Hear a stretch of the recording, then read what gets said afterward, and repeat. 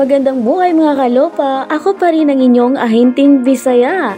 So kung ikaw ay napadaan lamang dito sa aking channel o isa ka rin sa mga naghahanap ng mga murang lupa or malilipatan or naghahanap ka ng mga talaga namang bakasyonan lang. So sumama ka po dito sa aming site viewing ngayon habang nandito po kami at binabaybay po namin itong Ipo Road papunta po dito sa may barangay San Mateo North sa Garay, Bulacan. Yan, as in kitang-kita po natin kung gaano na po kaganda at kung gaano na po ka-develop itong mga kalsada po dito papunta po dito sa mga develop po namin mga farmland. Dito lamang po yan sa may barangay San Mateo. So tuloy-tuloy lang po tayo hanggang sa makita po natin at madaanan po itong lugar po ng mga unggoy. Char. So ito po yung Monkey Park. Pag nakita po ninyo itong I Love Bigti. So damang-daman nyo na po yung kalikasan dito.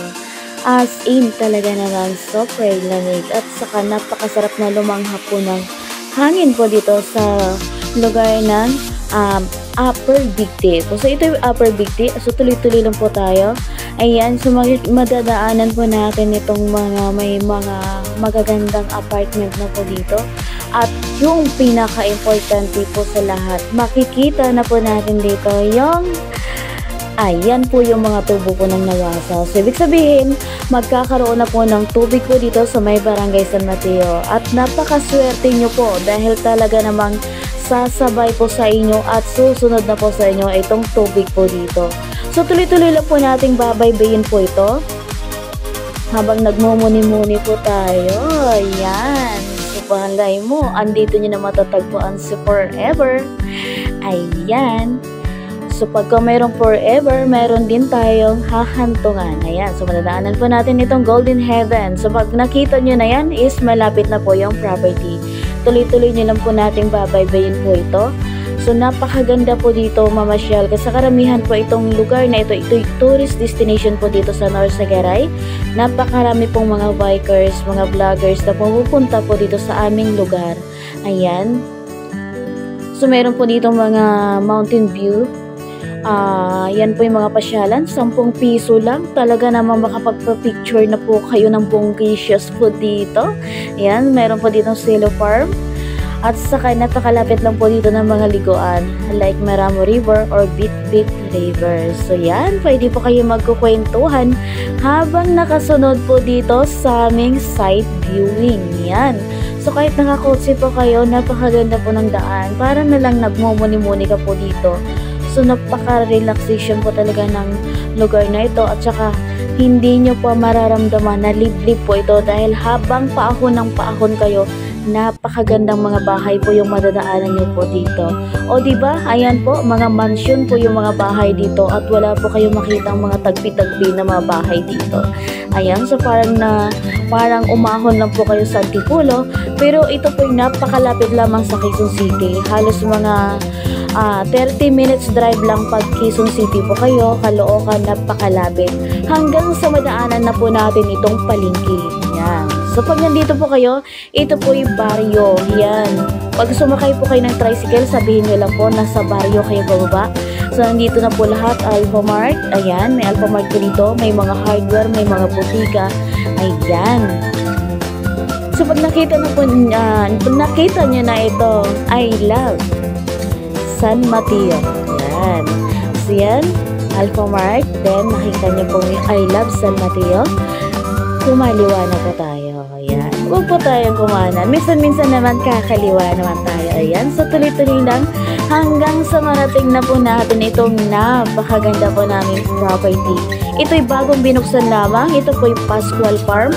Ito po yung nasa 1 hektarya lamang. So, pwede pa po kayo mag-cut dito ng 250 square meter, 300 or 500 or kahit 1,000 square meter. Pwede pa. Napaka-the best po itong gawing bakasyunan. Pwede po kayo magtayo dito ng campsite. Yan. So, as in walking distance lang po ito dito sa parking ng Maramo River. O, diba? Napakaganda. So, kung mahilig po kayo mamasyal, napaka-the best po yung area na to. Yan. So, napakaganda maglagay dito ng farm, mini farm. Napakasarap po dito magtanim. Hindi nyo na po kailangan ng mga fertilizer dahil napakataba po ng lupa. So yan, kitang-kita po natin, mayroon na pong road grazing. As in, yan na po yung pinaka main gate entrance ng property. O diba? So yung kalsada na yan, papunta po yan doon, tatagos na yan sa may Barangay Minoyan. Doon sa may dinidevelop po ngayon na Inlex S, yung ano tawag doon, bypass road. So siguro mga 15 minutes drive simula po dito, bypass road na po siya. O diba, napakabongga naman.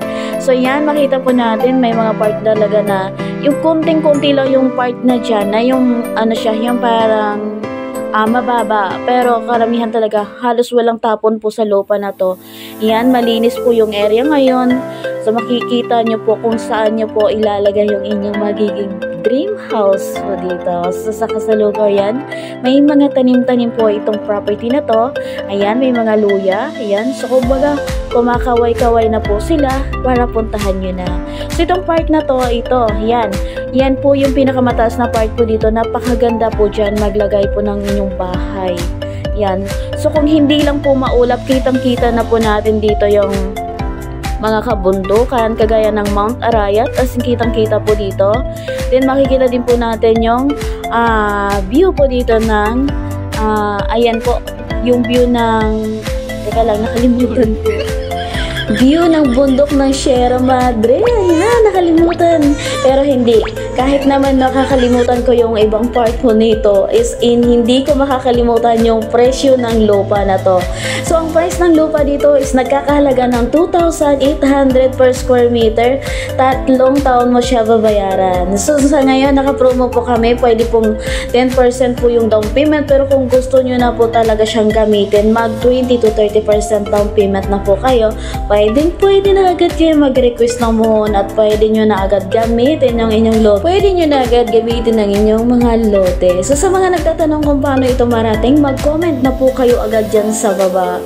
So pwede na po kayo mag-connect dito sa aking Facebook account or pwede din po kayong tumawag dito sa aking numero. Ayan po, sa mga bago pa lang po sa aking channel, huwag nyo na makalimutan mag-subscribe. Thank you so much sa mga nanood hanggang dulo at sa mga hindi nag-skip ng ads. Muli po, ako po ang inyong Ahinting Bisaya. God bless po sa inyong lahat.